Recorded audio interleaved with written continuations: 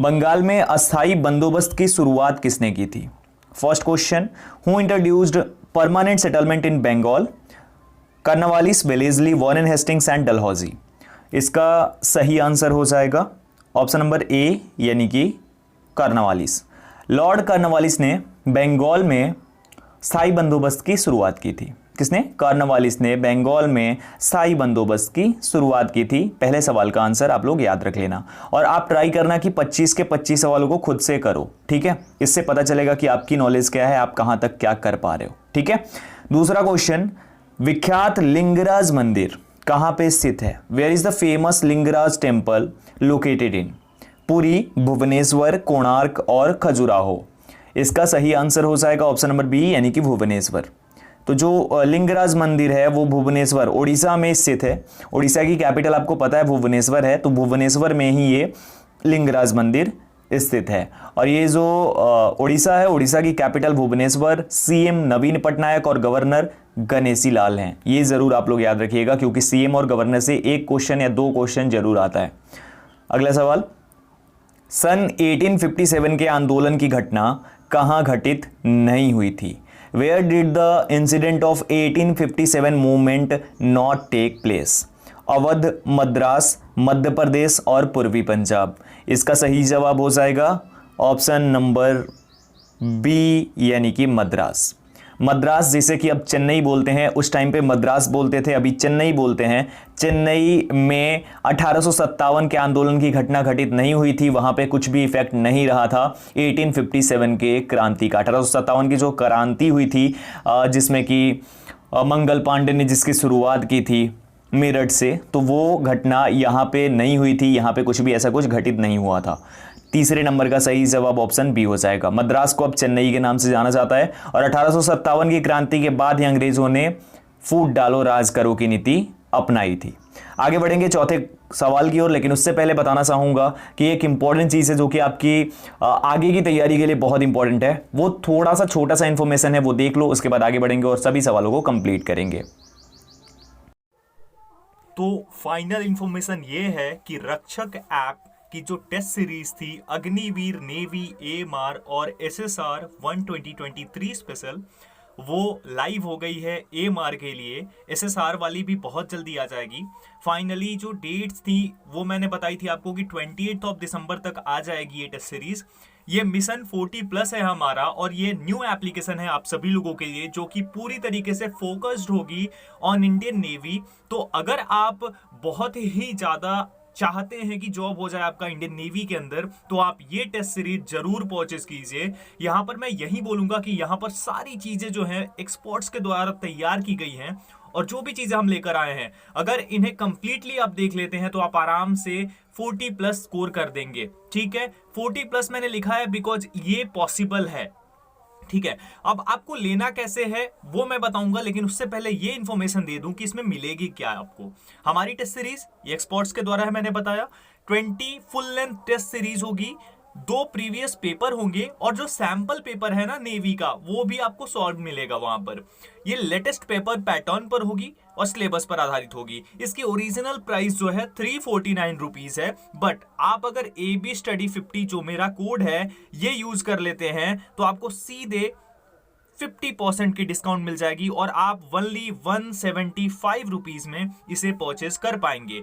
अब उसके बाद अगर हम बात करें इसके बारे में तो ये जो सीरीज होगी ये बहुत ही बेस्ट तरीके से तैयार की गई है। इसके अलावा आपको इस एप्लीकेशन पर क्विज मिल जाएगी जो कि आप लगा सकते हैं डेली बेसिस पर और बाकी सभी सब्जेक्ट की अलग अलग करके भी तैयारी यहां पर कर सकते हैं आप अगर चाहे तो क्विज लगा करके। एक और चीज आपको बता दूं, ये न्यू एप्लीकेशन है, आप सभी लोग चाहेंगे तभी इसे सपोर्ट करेंगे तभी आगे बढ़ पाएगी। तो प्लीज इसे सपोर्ट कीजिए, मेरा फुल सपोर्ट है इस ऐप को क्योंकि ये आप लोगों की लाइफ चेंज करने वाली है। जो भी इंडियन नेवी की बेसिकली तैयारी करने वाले हैं उन सभी की। होप आप लोग जाएंगे, चेकआउट करेंगे, डेमो लगाएंगे और फिर मुझे जरूर बताएंगे कि किस तरीके की टेस्ट सीरीज आपको लगी। आप जरूर परचेज कीजिए। All the very best for your examination. बाकी मैं तैयारी करा ही रहा हूं। क्वेश्चन है, who was the first Sufi saint of India? Sheikh Hamimuddin, Sheikh Nizamuddin Auliya, Sheikh Qutbuddin Auliya और ख्वाजा मोइनुद्दीन चिश्ती। सही जवाब इसका हो जाएगा ऑप्शन नंबर डी यानी कि Khwaja Moinuddin Chishti was the first Sufi saint of India, यानी भारत के पहले सूफी संत कौन थे? ख्वाजा मोइनुद्दीन चिश्ती थे। इनका नाम आपने जरूर सुना होगा। नेक्स्ट क्वेश्चन, सांची स्तूप का किस राज्य में है? सांची स्तूप is in which state? Madhya Pradesh, Andhra Pradesh, Uttar Pradesh और महाराष्ट्र। सांची स्तूप कहां पे है? इसका सही जवाब हो जाएगा ऑप्शन नंबर ए, यानी कि मध्य प्रदेश। सांची स्तूप कहां पे है भाई? मध्य प्रदेश में है। Sanchi stupa is in Madhya Pradesh, MP में है। इसका निर्माण कराया था सम्राट अशोक ने मध्य प्रदेश में। मध्य प्रदेश की कैपिटल भोपाल है, जिसे द सिटी ऑफ लेक्स भी बोला जाता है। यहाँ के जो सीएम है वो है शिवराज सिंह चौहान एंड गवर्नर यहाँ की आनंदीबेन पटेल है। ये सोयाबीन के लिए काफ़ी ज़्यादा फेमस है। सोयाबीन यहाँ पे बहुत ज़्यादा उत्पादित होता है। साथ ही साथ दालों के लिए भी ये काफ़ी फेमस है। इसे सोया राज्य के नाम से भी जाना जाता है, सोया प्रदेश बोला जाता है। विश्व की सबसे बड़ी आर्थिक व्यवस्था कौन सी है? Which is the largest economic system in the world? China, Japan, संयुक्त राष्ट्र अमेरिका और रसिया। इसका सही जवाब हो जाएगा ऑप्शन नंबर सी, यानी कि संयुक्त राष्ट्र America. United states of America जो है ये विश्व की सबसे बड़ी आर्थिक व्यवस्था है।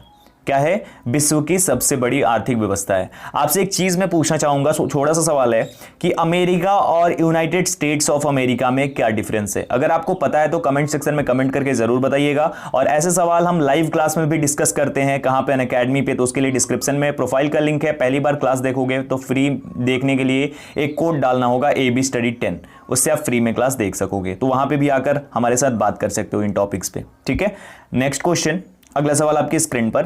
राज्यपाल द्वारा जारी किए गए अध्यादेश की अधिकतम अवधि कितनी होती है? What is the maximum duration of the ordinance issued by the governor? 3 month, 6 month, 1 year और 2 ईयर। राज्यपाल द्वारा जारी किए गए अध्यादेश की अधिकतम अवधि कितनी होती है? इसका सही जवाब हो जाएगा ऑप्शन नंबर बी, यानी कि 6 महीने। राज्यपाल द्वारा जारी किए गए अध्यादेश की अवधि जो होती है वो 6 महीने की होती है। 6 महीने की ये अवधि में होता है अध्यादेश, यानी कि the maximum duration of the ordinance issued by the governor is 6 months. 8 नंबर है, रानीगंज कोयला क्षेत्र कहाँ है? Where is Raniganj coal field located? Bihar, Odisha, Paschim Bangal और मध्य प्रदेश। रानीगंज कोयला क्षेत्र जो है ये कहाँ पे है ये हमें बताना है। सही जवाब इसका हो जाएगा ऑप्शन नंबर सी, यानी कि वेस्ट बंगाल। पश्चिम बंगाल में रानीगंज है, जो कि एक कोयला का बहुत बड़ा क्षेत्र है। यहाँ पे कोयला की बहुत सारी खान है। तो ये कहाँ पे है? पश्चिम बंगाल में है रानीगंज कोयला क्षेत्र। पश्चिम बंगाल के अभी हाल ही में मुख्यमंत्री ममता बनर्जी बनी तीसरी बार, और यहाँ के गवर्नर जगदीप धनखड़ हैं। ये आप लोग याद रखिएगा। कोलकाता यहाँ की कैपिटल है। ओके, तो ये आप याद जरूर रख लेना। और जैसे हम बोलते हैं कि फाइनेंशियल कैपिटल मुंबई है हमारी, कैपिटल हमारी दिल्ली है, उसी प्रकार से कोलकाता को हम अपनी कल्चरल कैपिटल भी बोलते हैं। ठीक है, next question, question number 9। Oscar awards की शुरुआत कब हुई थी? When did the Oscar award begin? 16 मार्च 1929 में, 16 मई 1929 में, 16 जनवरी 1929 में और 16 दिसंबर 1929 में। इसका सही जवाब हो जाएगा 9 नंबर का, ऑप्शन नंबर ए हो जाएगा। 16 मार्च 1929 को जो है ऑस्कर अवार्ड्स की शुरुआत हुई थी। कब? 16 मार्च 1929 में। ये किस चीज़ के लिए दिया जाता है? ये मूवीज़ में दिया जाता है, फिल्मों के लिए दिया जाता है ऑस्कर अवार्ड्स। ठीक है, तो ये 16 मार्च 1929 को हुई थी इसकी शुरुआत। आज का सवाल आपके लिए ये है कि ऑस्कर अवार्ड्स कौन देता है और कहाँ पे इसे दिया जाता है? कमेंट सेक्शन ओपन है आपके लिए, जरूर बताइएगा। आगे बढ़ेंगे, next question. Hindustan aeronautics limited किसके लिए विख्यात है? Hindustan aeronautics limited is known for what? Engineering उद्योग के लिए, रासायनिक उद्योग के लिए, कंप्यूटर उद्योग के लिए और वायुयान उद्योग के लिए। 10th नंबर का सही आंसर हो जाएगा हमारा ऑप्शन नंबर डी, यानी कि ये वायुयान उद्योग के लिए है, फॉर द एयरक्राफ्ट इंडस्ट्री। यानी कि the Hindustan aeronautics limited is known for the aircraft industry. Hindustan aeronautics limited वायुयान उद्योग के लिए विख्यात है, याद रखिएगा। आगे बढ़ेंगे, लेकिन एक और चीज बता दूं कि टेलीग्राम पर ज्वाइन कर लो। वहां पीडीएफ और बाकी सब चीजों के लिए टेलीग्राम पर ज्वाइन करना जरूरी है। डिस्क्रिप्शन में लिंक अवेलेबल है टेलीग्राम चैनल का, ज्वाइन करो यार। अगला सवाल, व्हाइट टाइगर नामक उपन्यास जिसे 2008 में मैन बुकर प्राइज से सम्मानित किया गया, के लेखक कौन है? Who is the author of the novel White Tiger which was awarded the Man Booker Prize in 2008? Arundhati Roy, VS Naipaul, Kiran Desai और अरविंद अडिगा। इसका सही जवाब हो जाएगा 11 का ऑप्शन नंबर डी, यानी कि अरविंद अडिगा। और अरविंद अडिग भी कहीं कहीं आपको देखने को मिल जाएगा, तो ये इनका नाम है। इन्होंने व्हाइट टाइगर नामक एक उपन्यास लिखा था जिसे 2008 में मैन बुकर प्राइज से सम्मानित किया गया था। तो मैन बुकर प्राइज जो है ये लिटरेचर में दिया जाता है, ये भी आप लोग ध्यान रखिएगा। अरविंद अडिगा को दिया गया था व्हाइट टाइगर उपन्यास के लिए, ठीक है। नेक्स्ट, भारत के किस राज्य में पोंगल त्योहार मनाया जाता है? Pongal festival is celebrated in which state of India? Kerala, Maharashtra, Tamil Nadu और आंध्र प्रदेश। भारत के किस राज्य में पोंगल मनाया जाता है? इसका सही जवाब हो जाएगा ऑप्शन नंबर सी, यानी कि तमिलनाडु। तमिलनाडु में पोंगल मनाया जाता है, याद रखना। तमिलनाडु यानी कि Pongal is celebrated in Tamil Nadu, that is the correct answer, option C हो जाएगा। तमिलनाडु में यह मनाया जाता है। तमिलनाडु के नए मुख्यमंत्री जो हैं वो एम.के. स्टालिन हो गए। ओके, नेक्स्ट क्वेश्चन, भारतीय प्रायद्वीपीय पठार में पश्चिम की ओर बहने वाली नदी कौन सी है? Which is the west flowing river in the Indian peninsular plateau? Narmada, Kaveri, Godavari और कृष्णा। भारतीय प्रायद्वीपीय पठार में पश्चिम की ओर बहने वाली जो नदी है उसका नाम हो जाएगा ऑप्शन नंबर ए, यानी कि Narmada. Narmada is the west flowing river in the Indian peninsular plateau, यानी कि भारतीय प्रायद्वीप पठार में जो है पश्चिम की ओर बहने वाली नदी कौन सी है? नर्मदा नदी है। सही जवाब ऑप्शन ए हो जाएगा, यानी कि नर्मदा। गलत जोड़ी को हमें चुनना है, क्या करना है? Select the wrong pair.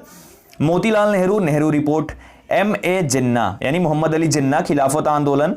M.K. Gandhi, Mahatma Gandhi Champaran सत्याग्रह और सुभाष चंद्र बोस फॉरवर्ड ब्लॉक। इसका सही जवाब क्या हो जाएगा?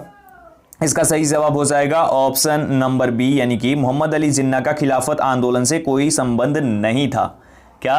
मोहम्मद अली जिन्ना का खिलाफत आंदोलन से कोई संबंध नहीं था, इससे संबंधित थे लियाकत बंधु। लियाकत बंधुओं का संबंध था इससे। मोतीलाल नेहरू, नेहरू रिपोर्ट दी थी। M.K. गांधी, महात्मा गांधी चंपारण सत्याग्रह जो हुआ था, उसके बाद सुभाष चंद्र बोस ने फॉरवर्ड ब्लॉक की स्थापना की थी जब इन्होंने इस्तीफा दिया था कांग्रेस से 1939 में। उसके बाद इन्होंने फॉरवर्ड ब्लॉक बनाया था, तो ये इनका संबंध फॉरवर्ड ब्लॉक से था। तो बाकी सभी मेल खा रहे हैं, सभी एक साथ पेयर कर रहे हैं, एक मोहम्मद अली जिन्ना वाला छोड़ के, ठीक है। तो ये आप लोग याद रखिएगा। और पाकिस्तान में मोहम्मद अली जिन्ना को कायदे आजम के नाम से जाना जाता है। ये भी सवाल आया था एक बार नेवी के एग्जाम में, दैट इज वाई मैंने बता दिया। नेक्स्ट, राजस्थान में स्थित खारे पानी की झील का नाम है। Name the salt water lake located in Rajasthan. Rajasthan में एक खारे पानी की बहुत बड़ी झील है, इनफैक्ट वो इंडिया की सबसे बड़ी खारे पानी की झील है। सांभर झील, चिल्का झील, बारा पानी और डल झील। ये तो करा चुका हूं, शायद पिछले प्रैक्टिस सेट में ये सवाल था। इसका सही जवाब हो जाएगा ऑप्शन ए, यानी सांभर झील। सांभर लवण झील जो है, सांभर लवण lake is the salt water lake which is located इन राजस्थान, और ये सबसे बड़ी झील भी है भारत की, खारे पानी की सबसे बड़ी झील है, ठीक है, याद रख लेना। और चिल्का, आपको जाना है चिल्का जहां। उसके बाद क्वेश्चन नंबर 16 है हमारा, वर्ष 2011 में केरल में लिंग अनुपात क्या था? What was the sex ratio in Kerala in the year 2011? 1000 पे 1084, 1000 पे 958, 1000 पे 933 और 1000 पे 1058। इसका सही जवाब हो जाएगा ऑप्शन नंबर ए, यानी कि 1000 पुरुषों पर महिलाओं की संख्या 1084 थी 2011 की सेंसस के अनुसार, और 2001 का जो सेंसस हुआ था उसमें 1000 पे 1058 महिलाएं थी। तो यहाँ पे बढ़ते जा रहे हैं आंकड़ा, और सबसे कम जो सबसे लोवेस्ट आंकड़ा है वो कहाँ का है? हरियाणा का है। तो ये ध्यान रखिएगा आप लोग, ठीक है। Next question, question number 17, Ghadar party का संगठन किनके द्वारा किया गया? Who was the organiser of the Ghadar party? Chandrashekhar Azad, Lala Hardayal, Veer Savarkar और रासबिहारी बोस। ऑप्शन बी सही हो जाएगा, Lala Hardayal was the organiser of Ghadar party. आपको मैं बता दूं कि यह सवाल हर बार रिपीट होता है एग्जामिनेशन में, एमआर एग्जामिनेशन में तो ऑलमोस्ट हर टाइम आता है एमआर में, ठीक है। तो ये सवाल इंपॉर्टेंट है। गदर पार्टी के संस्थापक संगठन का जो नेतृत्व करा था वो भी लाला हरदयाल ने करा था, ठीक है। गदर पार्टी की स्थापना जो है सैन फ्रांसिस्को में हुई थी। कहां पे? सैन फ्रांसिस्को में। नेक्स्ट, मॉनसून है व्हाट इज मॉनसून? मॉनसून क्या है? ऋतुपूरक पवन, स्थायी पवन, अस्थायी पवन और स्थानीय पवन। इसका सही जवाब हो जाएगा ऑप्शन ए, यानी कि ऋतुपूरक पवन। सीजनल विंड है monsoon. Monsoon is a seasonal wind. ये मॉनसून क्या है? ऋतुपूरक पवन है। ठीक है। अगला सवाल, जोजिला दर्रा कहां पर स्थित है? Where is Zojila pass located? Himachal Pradesh, Arunachal Pradesh, Sikkim and Jammu and Kashmir. And the correct answer is option number D, यानी कि जम्मू एंड कश्मीर। जम्मू कश्मीर में, जो कि अब एक यूटी है, केंद्र शासित प्रदेश है, वहां पे जोजिला दर्रा है। जोजिला दर्रा और Zojila pass is located in Jammu and Kashmir. कहां पे? जम्मू एंड कश्मीर में जोजिला दर्रा अवस्थित है। और अब लद्दाख और जम्मू एंड कश्मीर दो ये केंद्र शासित प्रदेश बन गए, पहले ये एक राज्य होता था। ओके, क्लियर है। नेक्स्ट क्वेश्चन, और अभी जम्मू कश्मीर के जो उपराज्यपाल हैं वो मनोज सिन्हा जी हैं। लेफ्टिनेंट गवर्नर जो हैं वो मनोज सिन्हा हैं। ठीक है। नेक्स्ट क्वेश्चन, भारत का कौन सा राज्य तीन ओर से नेपाल, चीन तथा भूटान से घिरा हुआ है? Which Indian state is surrounded by Nepal, China and Bhutan on 3 sides? Paschim Bangal, Arunachal Pradesh, Sikkim और मेघालय। तो भारत का वो कौन सा राज्य है जो तीन ओर से नेपाल, चीन तथा भूटान से घिरा हुआ है? इसका 20 का सही जवाब हो जाएगा ऑप्शन नंबर सी, यानी कि Sikkim. Sikkim is the state which is surrounded by Nepal, China and Bhutan on the 3 side. तीनों साइड से ये सिक्किम जो है ये नेपाल, चाइना और भूटान से घिरा हुआ है, और ये भारत का एकमात्र राज्य है जो कि ऐसे घिरा हुआ है। ठीक है, सिक्किम। नेक्स्ट क्वेश्चन, अगला सवाल आपकी स्क्रीन पर, यूटीआई बैंक का नया नाम क्या है? What is the new name of the UTI bank? UTI bank का नया नाम बताना है, और इसका सही जवाब क्या होगा? Trade bank, exit bank, axis bank और यस बैंक। 21st का सही आंसर हो जाएगा ऑप्शन नंबर सी, यानी कि axis bank. Axis bank is the new name of the UTI bank. ठीक है, याद रख लेना। यूटीआई ने ही पहली बार लाइफ इंश्योरेंस भी स्टार्ट करा था भारत में।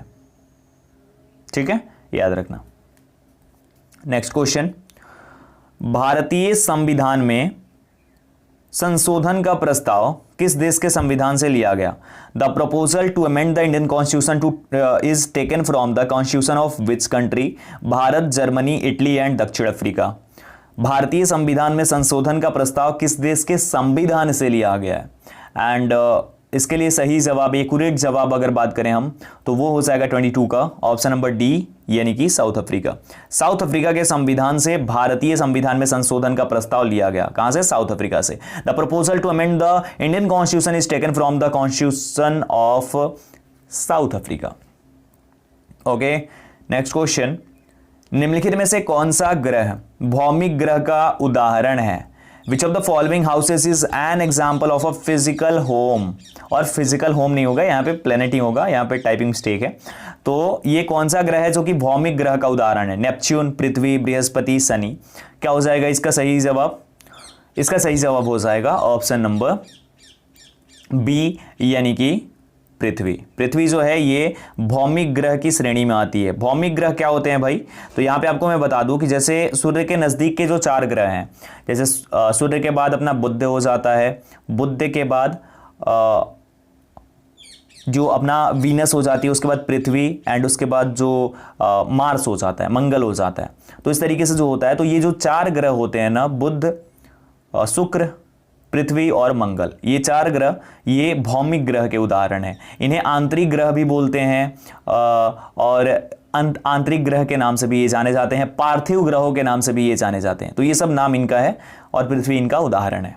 ठीक है, चलो नेक्स्ट, चक्रशिला वन्यजीव अभ्यारण्य भारत के किस राज्य में स्थित है? Chakrashila wild life sanctuary is located in which state of India? Rajasthan, Assam, Bihar और मध्य प्रदेश। चक्रशिला वन्यजीव अभ्यारण्य भारत के किस राज्य में स्थित है? इसका सही आंसर हो जाएगा 24 का ऑप्शन बी, यानी कि Assam. The Chakrashila wild life sanctuary is located in Assam, Assam में स्थित है। अभी आसाम के बारे में एक फैक्ट है कि आसाम के नए मुख्यमंत्री हो गए हैं Hemant Biswa Sharma. Hemant Biswa Sharma is the new chief minister of Assam. पहले सर्बानंद सोनोवाल थे, उनकी जगह अब चेंज हो चुकी है, और अब की बार जो चुनाव हुआ उसके बाद जब बीजेपी आई फिर से सत्ता में, तो यहाँ पे सर्बानंद सोनोवाल की जगह पे हेमंत बिस्वा शर्मा को मुख्यमंत्री बना दिया गया। Okay and here comes the last question. विश्व के सर्वाधिक थोरियम के भंडार किस देश में स्थित है? In which country are the world's largest reserves of thorium located? Bharat, चीन, पाकिस्तान और बांग्लादेश। कौन सी वो कंट्री है, कौन सा वो देश है जहां पे थोरियम का सबसे अधिक भंडार है? Which country are the world's largest reserves for thorium? And the correct answer is, what is the correct answer of this question? I hope कि आपने सोच लिया होगा और जवाब भी दे दिया होगा। सही जवाब हो जाएगा ऑप्शन नंबर ए, यानी कि अपना Bharat. India is the largest reserve of thorium. India में ही है सबसे अधिक थोरियम। और एक सवाल आपसे कि थोरियम का सबसे ज़्यादा उत्पादन करने वाला राज्य कौन सा है? जवाब कमेंट सेक्शन में दे सकते हो आप। वीडियो अगर आपको अच्छी लगी हो तो लाइक ज़रूर कर देना। चैनल पे अगर आप नए हो तो चैनल को सब्सक्राइब ज़रूर कर देना। और शेयर नहीं किया है, शेयर नहीं करते हो तो शेयर करो ताकि और भी लोग हमें ज्वाइन कर सकें। तो शेयर जरूर कर देना इस वीडियो को ज़्यादा से ज़्यादा लोगों के साथ, ताकि ज़्यादा से ज़्यादा लोगों के पास पहुंच सके और वो भी इसका फ़ायदा उठा सके। तो आई होप कि आपको वीडियो पसंद आई होगी। एक बार फिर से बता देता हूं, टेलीग्राम पर अगर ज्वाइन नहीं करा है, डिस्क्रिप्शन में लिंक है, जाकर ज्वाइन करो। मेरी प्रोफाइल का लिंक है, अनअकैडमी प्रोफाइल का, जाकर ज्वाइन करो। वहां पे भी एवी स्टडी 10 कोड डालकर फ्री में आप लाइव क्लासेस देख सकते हो। ठीक है, तो जाकर ज्वाइन वहां पे भी कर सकते हो आप। अभी के लिए इतना ही, मिलता हूं एक और वीडियो के साथ। तब तक अपना ख्याल रखिए, अपनी फैमिली का ख्याल रखिए। Thank you so much guys.